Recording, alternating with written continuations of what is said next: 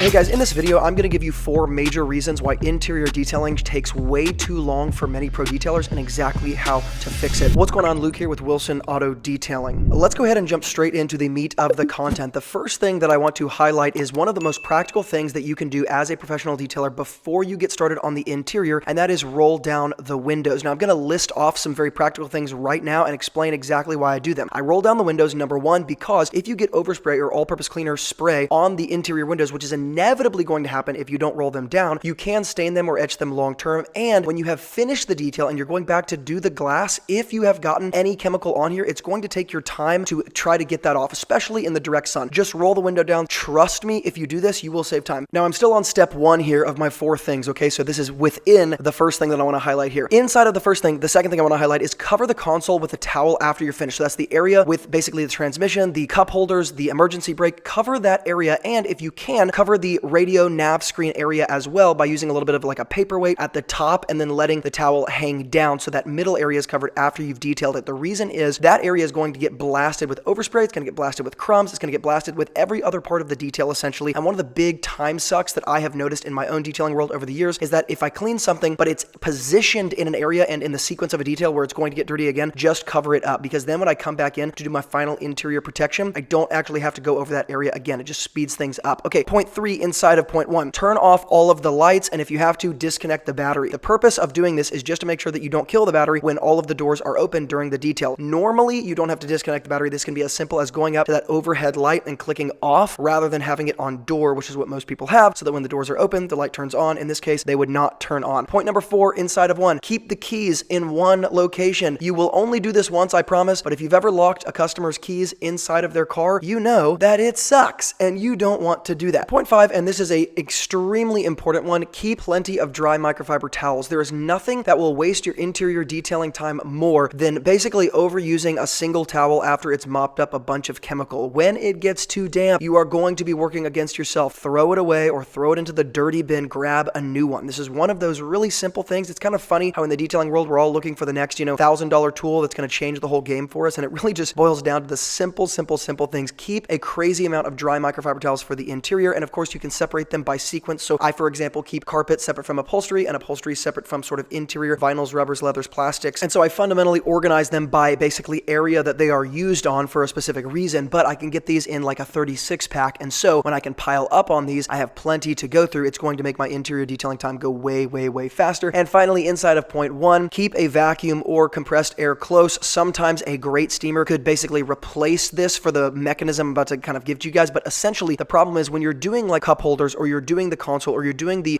pockets inside of the door panels and you're trying to just basically go through your interior, let's say, wipe down process where you're basically detailing all the hard vinyls, rubbers, leathers, plastics, when you get those areas that collect a bunch of dust, you're going to pull all of that with like onto your microfiber towel, and then you're going to have to like shake it off, go back in and try to reach for it and get it all out. And if you just had a vacuum or compressed air where you could just blast it all out, yes, you're going to get overspray on stuff, but the bottom line is it's way faster than trying to manually pull all of that out by hand. So again, that is one of those areas that just significantly slows people down, and there's really no reason for it. Second point that I want to give you out of my overall 4 interior points is know what kind of interior you're dealing with and basically make a decision on the all-purpose cleaner specifically you're going to be using based on the interior. Let me give you an example of what I mean. If I were to be using P&S Interior Express Cleaner on the inside of this Toyota Camry, it would take me significantly longer because it is a weaker cleaner. It is also a less risky cleaner in some ways, but my point is when you have to start agitating cleaner, you start spending time. So this is not something I feel like a lot of people highlight, but unless you've done a lot of interiors, you probably won't understand it. If I have to spray cleaner onto a specific area and then I have to agitate it with my detailing brush, agitate it with a magic eraser, agitate it with a non-abrasive scrub brush, agitate it with a leather brush, that is going to take a significant amount of time.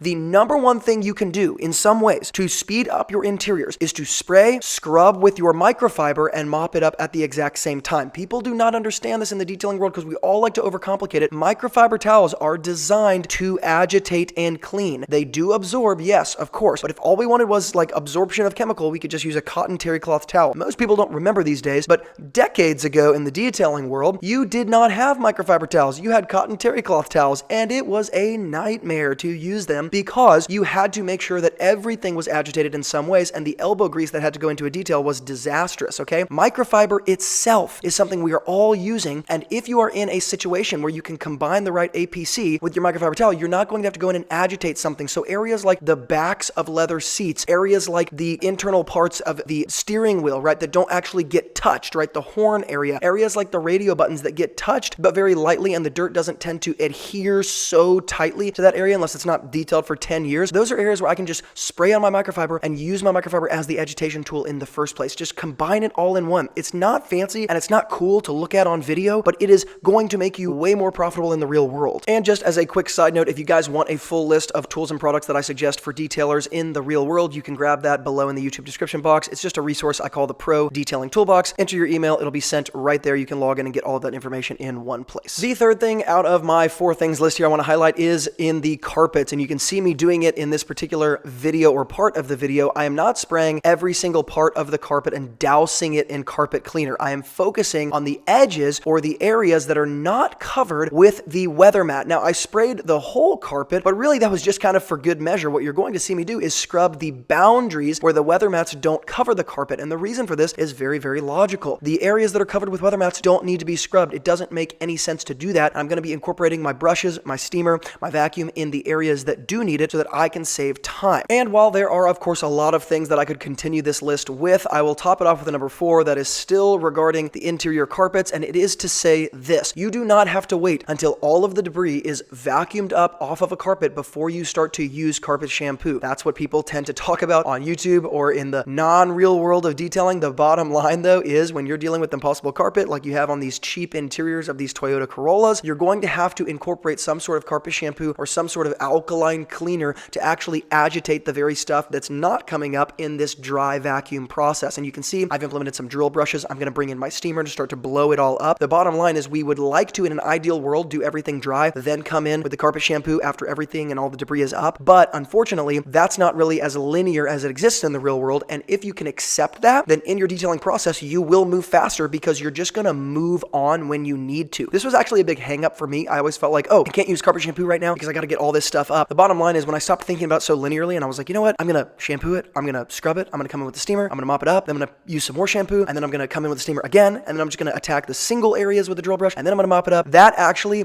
made things go quicker. And it's a little counterintuitive because it's not necessarily this really linear process, but I kind of think of it like the Toyota manufacturing line where they said, hey, we're going to let any of our employees in any part of this assembly line pull the wire to stop the entire manufacturing process if there's anything wrong, and then we'll fix the problem at the source, and then we'll turn it all back on. And everybody was like, that's insane. Why would you give, the authority to anybody to do that? You're going to slow down manufacturing like no other. The bottom line is it actually sped everything up. Now, not only did people feel like they were, actually in charge of something and they took responsibility for it, but secondly, you could actually just fix the problem at the source, go ahead and fix it, and then everybody gets to move on with their life, and it doesn't end up piling up and piling up and piling up. And so you have this compounding negative effect if you're trying to fit things within a box and say, hey, I've got to do it exactly this way, and even though I see that there's a problem, there's this debris that's not going to come up, I'm just going to keep attacking it the same way, and I'll just let it get down the line before I start to deal with it. You're just going to slow things down. So if you can just stop, fix the problem, do whatever it takes right this second to fix this thing, and then move on with your life, that's going to make things way, way, way faster. Just a couple side notes to end this video. Number one of my favorite all-purpose cleaners, like I said, for more fragile interiors, if I'm doing suede or if I'm doing an older interior that I don't want to damage, it's P&S Interior Cleaner. One of my more effective favorite all-purpose cleaners when I'm just trying to get the job done and I want to make sure that it's strong and it's going to pull things off, and it really works well with this microfiber towel combination where you don't have to agitate things so much, is number one, Pink Power from Superior Products and Green All from Superior Products. Both of those are fantastic products. And if you guys want an exhaustive list, remember you can grab the Pro Detailing Toolbox below in the YouTube description box.